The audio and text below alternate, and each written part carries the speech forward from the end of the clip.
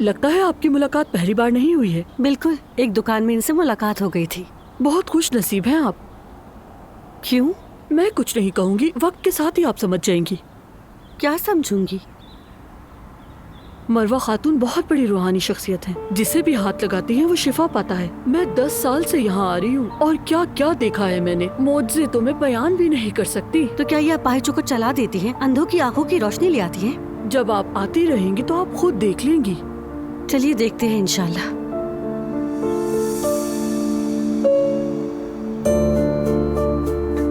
यासीन शरीफ की तिलावत करेंगे हम सब, उसके बाद बात करते हैं।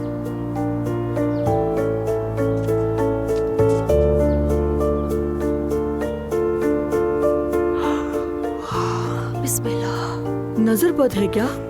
बहुत, एक अजीब सी एनर्जी महसूस हुई है मुझे।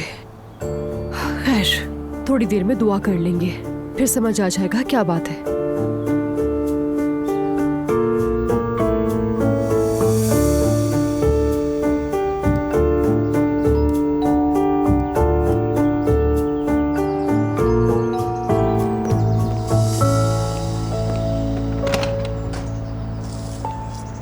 जी कहिए। हयात आपा, नूर घर पर है? जी अंदर है। जरा जहमत करके बुला दे, मुझे कुछ कहना है। ठीक है।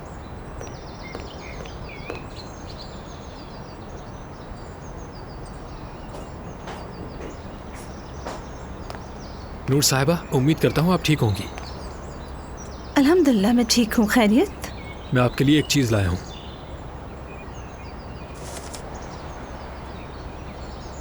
ये क्या है? एलिफ ने दिया है, किसी को पता न चले, शायद इसमें कुछ अहम बातें हैं। सुने, आप भी पढ़ने के बाद इसे फाड़ दीजिएगा। चलो ठीक है एहसान। मैं नहीं जानता कि आजकल के दौर में खतो किताबत का क्या मतलब, लेकिन आप लोग बेहतर जानते होंगे। ठीक है एहसान, तुम्हारा बहुत शुक्रिया। हाँ, वैसे अगर आपको भी कुछ भेजना हो तो मुझे फोन कर दीजिएगा। एलिफ ने यही कहा। आप खुश रहें।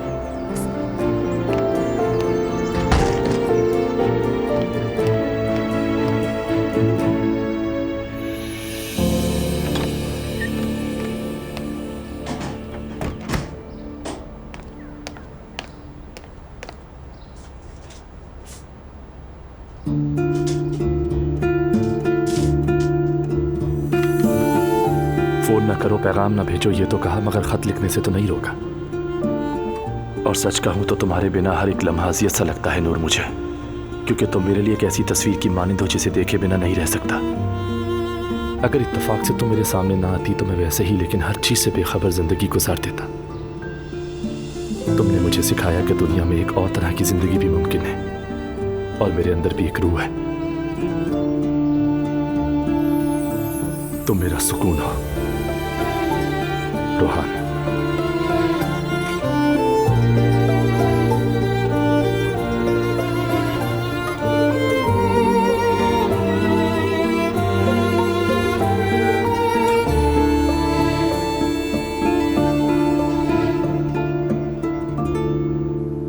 जितना मुमकिन हो सके खैरात, सदका और हमेशा नेकी के काम करते रहना चाहिए। हम जो मदद करते हैं ये हमें, हमारे बच्चों को और हमारे प्यारों को आने वाली हर आफतों और मुसीबतों से महफूज रखता है। ये बात हमेशा याद रखिएगा। मरवा आपा। हाँ कहो। बच्चे आ गए हैं, मैं किचन में ले गई उन्हें। ठीक है, तुमने बहुत अच्छा किया। तुम जाके उन्हें खाना खिलाओ और जो कुछ भी उन्हें चाहिए वो उन्हें दे दो। मैं बस मेहमानों से फ्री होते ही तुम्हारे पास आ जाऊंगी। ठीक है? ठीक है आपा। आपके बच्चे भी हैं मरवा खातून? यहाँ आसपास जितने भी जरूरतमंद बच्चे हैं हम अपने घर बुलाकर सबको खाना खिलाते हैं। अरे माशाल्लाह, बहुत खूबसूरत काम कर रही है मरवा खातून। वैसे क्या मैं वॉशरूम यूज कर सकती हूँ आपका? हाँ बिल्कुल, क्यों नहीं, सामने दरवाजा है।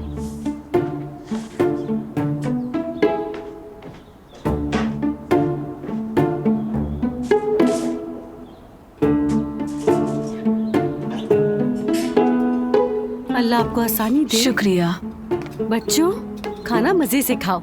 शुक्रिया आपा। शुक्रिया आपा। मुझे वॉशरूम जाना था। क्या?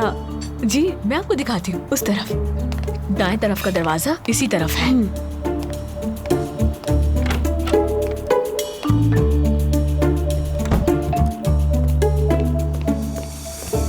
सुनो, तैयार होना, तुम्हारी बारी है। ठीक है, चलो आ जाओ बच्चों, मेरे साथ आओ।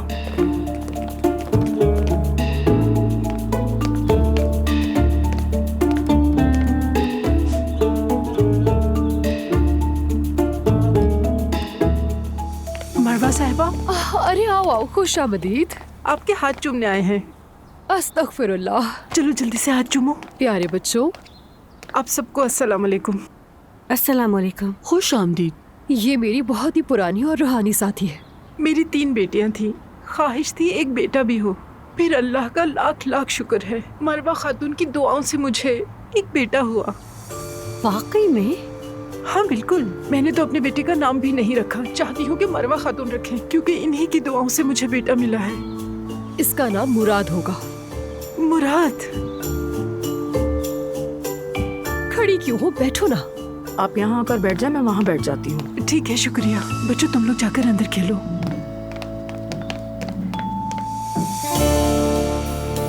इन्होंने ऐसा क्या किया कि इतनी बेटियों के बाद आपका बेटा हो गया? दरअसल मरवा खातून की दुआओं में बहुत असर है, और इन्होंने जैसा कहा मैंने वैसा ही किया, कभी इनकी बात नहीं टाली।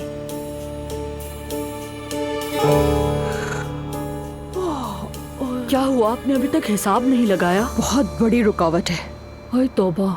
अल्लाह खैर करे, कहीं ये रुकावट मेरी वजह से तो नहीं? पहले मुझे यही समझना है कि ये कहाँ से है। सहर, फौरन यहाँ आओ, 2 अंडे और 1 कटोरा साथ लेती आओ।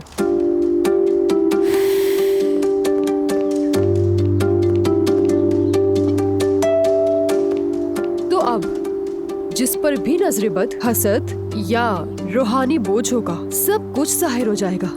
पहले मैं तुम्हें देखूंगी, ठीक है?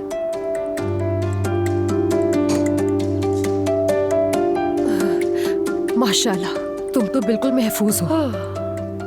नाइला, अब तुम्हारी बारी।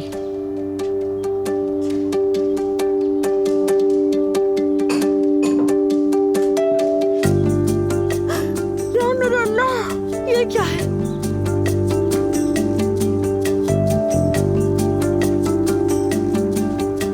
या अल्लाह।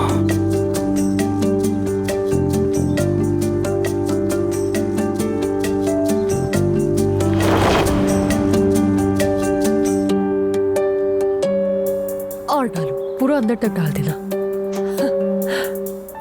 तो फिर अब हम लोग नई मुहिम पर जाने के लिए तैयार हैं। वैसे आपा, जो खातून आ रही है वो बहुत अमीर है ना? तुम बस देखती जाओ, बहुत जल्द हमारा अपना घर होगा। इंशाअल्लाह। दिमाग मिला है तो इस्तेमाल तो करेंगे ही ना। ये बाल भी डाल दो। बस हो गया आपा। अच्छी तरह से। मैं प्रेग्नेंट हूँ, कुछ होगा तो नहीं ना? अल्लाह ने चाहा तो कुछ नहीं होगा। तुम्हारे आसपास तुमसे हसद करने वाले बहुत से लोग हैं। अल्लाह हम सबको हासिदों से महफूज रखे। आमीन। आमीन। आमीन। तो अब मुझे क्या करना होगा? अल्लाह ने चाहा तो मैं तुम्हें इन सब चीजों से निकाल लूंगी। मेरी जिठानी को हसद है, यकीनी तौर पर उसी की नजर लगी है। नहीं नहीं, किसी पर भी इल्जाम मत लगाओ, गुनाहगार मत बनो। बहतान लगाने का अजाब बहुत सख्त होता है। अल्लाह से बचाए।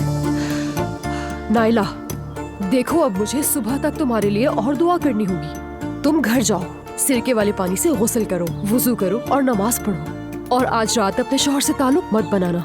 कल फिर आओ मेरे पास। मगर सब ठीक हो जाएगा ना मरवा खातून? हो जाएगा इंशाल्लाह। और ये बात किसी से मत कहना। आ गई समझ?